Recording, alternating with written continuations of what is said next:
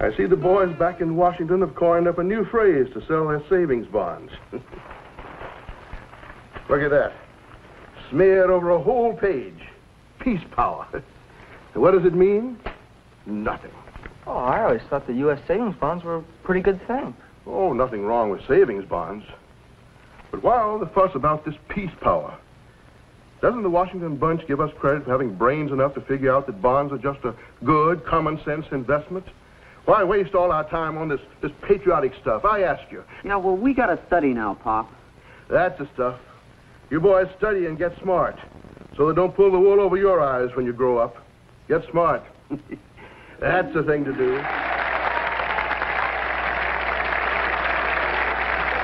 Ladies and gentlemen, I must ask for complete silence as the flying Petruzios attempt their death-defying feat, which has made them the toast of 7 continents. You will notice they're removing the safety net from the center ring.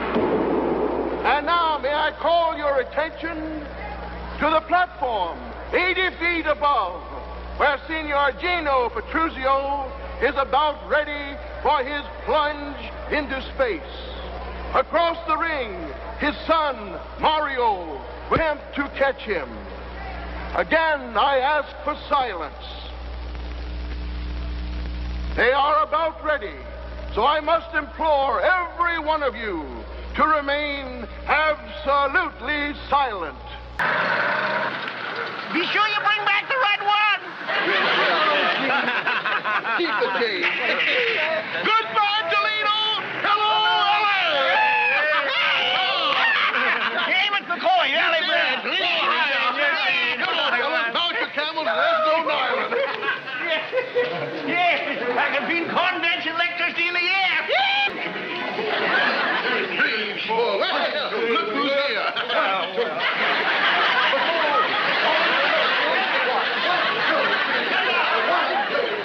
Put me down.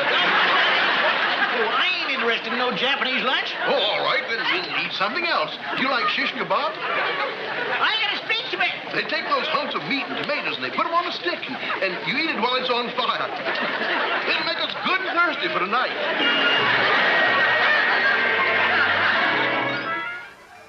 Pa doesn't think that I can add the fingers on my hand. I don't know where your talents lie, Sidney. You never exhibited them to my satisfaction. Well, why didn't you ever give me a chance? I could do a lot of things. Such as picking a friend like Joe Stapp? No, I was wrong about Joe. Well, that's typical of your judgment, I'm afraid. The worst element in town. The robber of my bank. The murderer of Mr. Simpson, if he dies from that blow on his head. That's the kind of man my son cultivates. Well, maybe since you know Joe Stapp so well, you also know who helped him. Maybe it's another friend of... Just who do you think you are, Dameron? You run a newspaper not worth 2 bits, the whole shebang. I've made the Tombstone Nugget the best newspaper in the West. You made nothing. Our organization loaned you the money to start the Nugget. We supported you with county advertising and a good salary. I know, but I'm the editor. When I picked you up, you were a drunken printer. You want to go back to wearing patches in your pants? I know. No, I don't. Then you better shut up and listen. We're going to get rid of Wyatt Earp for good.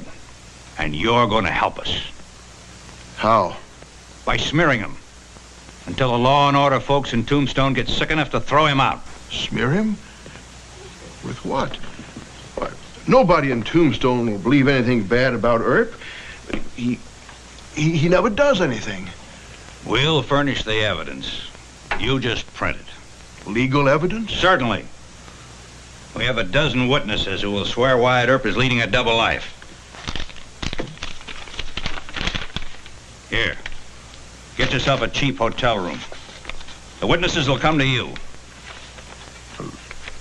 What if Earp sues me? The witnesses will have to go to court. They won't change their stories, even in court.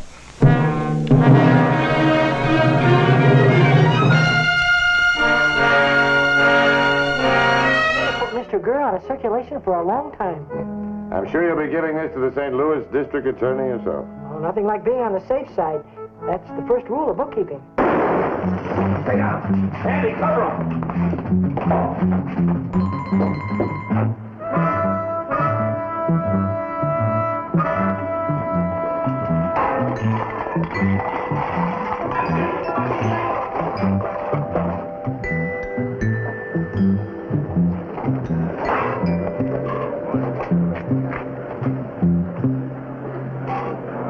Howdy, Sheriff.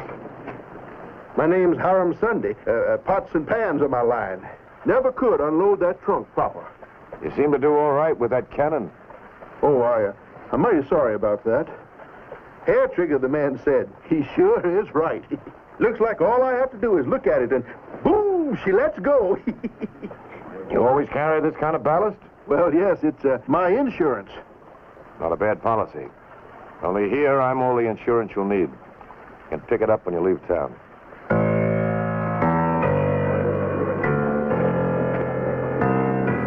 I don't understand you.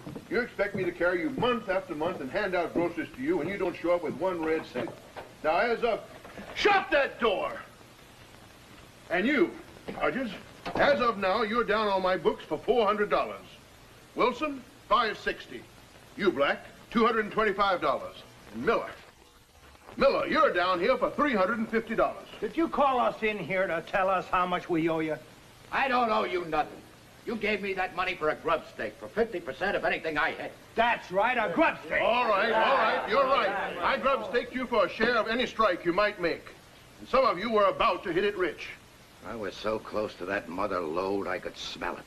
So far, I haven't received 1 red cent for the money I spent backing you men. How do you expect us to pay you dividends when the Army won't let us anywhere near what's rightfully ours? That land belonged to us long before the Indians. That's right. Yeah, we know that. Why don't we take the government to court? Let the case drag through the court for 10 years? All right, then. Why don't we try talking some sense into that captain's head, that Captain Stanton? I've tried that. What about that new Indian agent? All right, we'll keep on trying. Shut the door! Well, it's a little bit hard on the chin, but like you said, Mr. Owens, there's more than one way to get to a man. What do you mean, Greer? What happened? Well, what happened? I just had my teeth chipped by a captain in the United States Army by the name of Stanton. Any witnesses? A church full. Men like Stanton are necessary in time of war. But we are no longer at war. In our peaceful territory, the rights, the privileges, and the dignity of the individual citizen must be recognized. So he used your gun to shoot the lock off the strongbox. Then what happened? Well, he opened the box. But before he had a chance to take any of the money,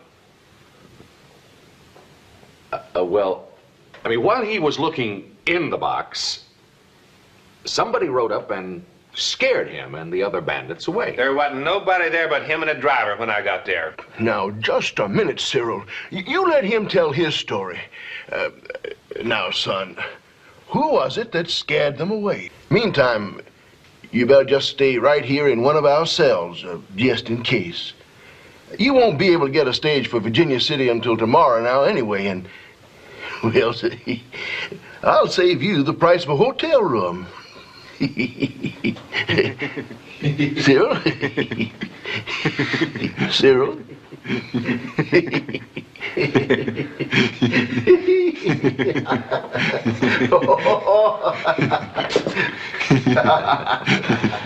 Very good.